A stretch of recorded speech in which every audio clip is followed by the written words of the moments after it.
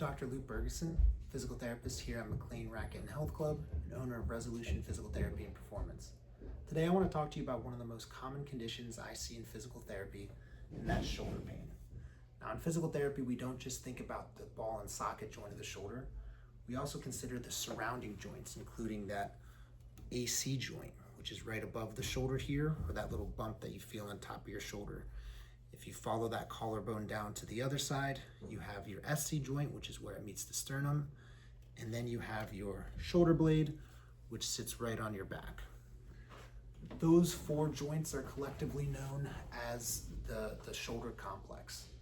Other areas like the thoracic spine or the mid-back tend to contribute.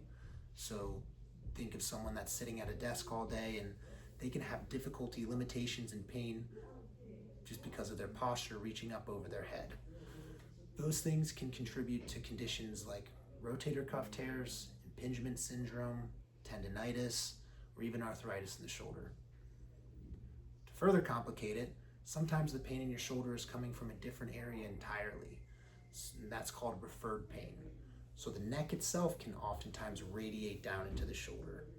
Another area that tends to get missed is the first rib. So if you feel your collarbone here and you just reach back behind it into that little divot and you push down, you'll feel a hard stop there. It's a little bit tender. That's your first rib. You can tilt your head to the side and you'll feel it moving. People often are surprised that your rib cage comes up that high.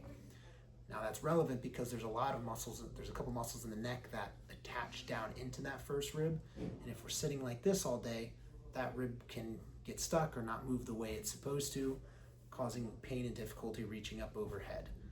If it's the neck or the first rib, people will oftentimes have difficulty moving the neck as well. Now it's complicated treating the shoulder because it can be coming from any of these different areas, and the treatment's a little bit different depending on where it's coming from. To get proper treatment, it's important that you're evaluated by someone who's trained to look at all of those different areas.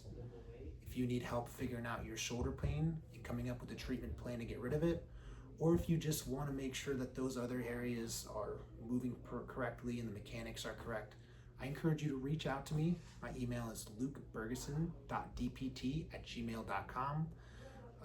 Would be happy to help, or if you just have any other questions about the shoulder, please reach out and I'd be happy to share any knowledge that I have about it. Hope this video helped. Thanks.